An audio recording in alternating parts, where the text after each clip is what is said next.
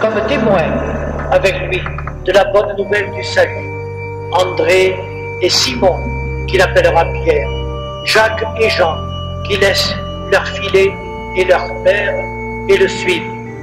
C'est d'eux que nous donnons notre foi à travers les commerçants et les soldats qui l'ont véhiculé jusqu'à nous, au hasard de leur déplacement dans l'Empire romain. À notre tour, il nous est demandé de vivre cette foi et d'en témoigner.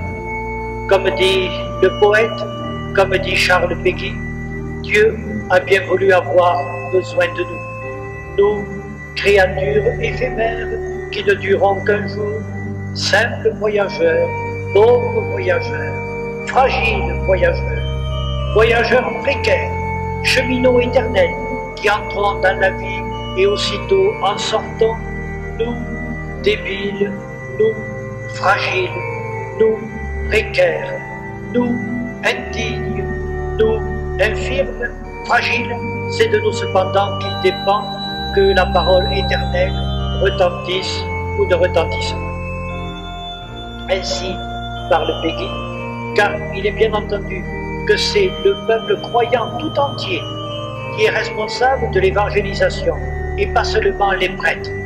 C'est la communauté tout entière qui doit se sentir appelée et qui doit répercuter cet appel, s'ouvrir aux autres, témoigner de Dieu dans les dédales de l'histoire.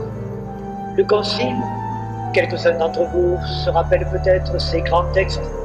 Le Concile décrit ainsi le peuple de Dieu avec ses responsabilités.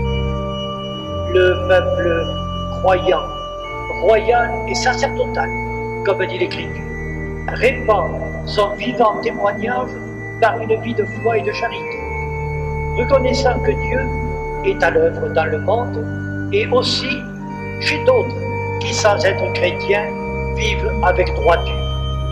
Les laïcs chrétiens, ajoute le Concile, sont appelés à chercher le règne de Dieu précisément à travers une multitude de tâches temporelles, une famille, un métier, une responsabilité dans la cité des hommes. Ils doivent orienter, ordonner ces choses selon Dieu. À la place où ils sont appelés à travailler comme du dedans, à la sanctification du monde, à la façon d'un ferment qui fait lever toute la pâte. Sommes-nous fidèles à cette vocation? Sommes-nous fidèles à ce programme?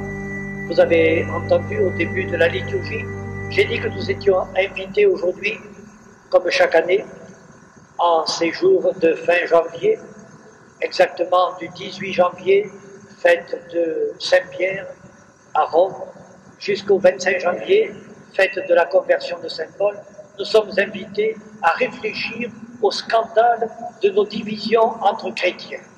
Et nous sommes invités à prier, ne prenant pas notre parti de ces divisions, pour que le règne de Dieu arrive et l'Église dans son unité. Quand Dieu voudra et par les moyens qu'il voudra, ajouter l'abbé Couturier, celui qui est à l'origine depuis plus de 50 ans de cette prière pour l'unité des chrétiens qui a rassemblé à la suite de l'abbé Couturier non seulement des responsables de l'Église catholique mais aussi les responsables des autres églises. Dans un monde divisé, nous sommes nous-mêmes divisés, catholiques, protestants, orthodoxes, anglicans. Comment pourrions-nous être facteurs d'unité? C'est bientôt, l'an prochain, que se tiendra le rassemblement européen des églises qui se réclament de Jésus-Christ à Grasse, ville universitaire autrichienne, après s'être tenu à Bâle il y a quelques années.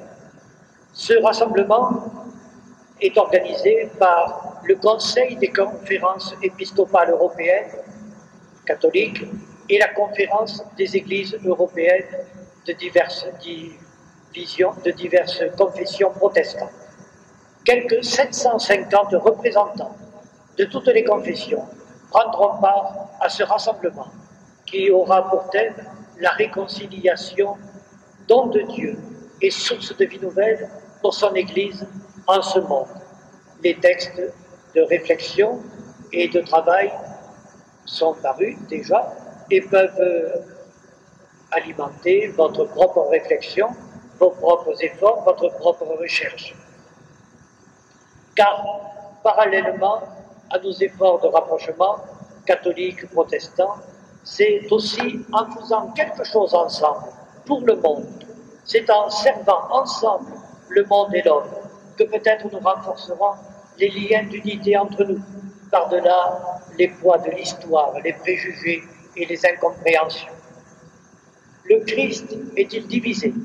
C'est ce que demandait tout à l'heure saint Paul dans la deuxième lecture.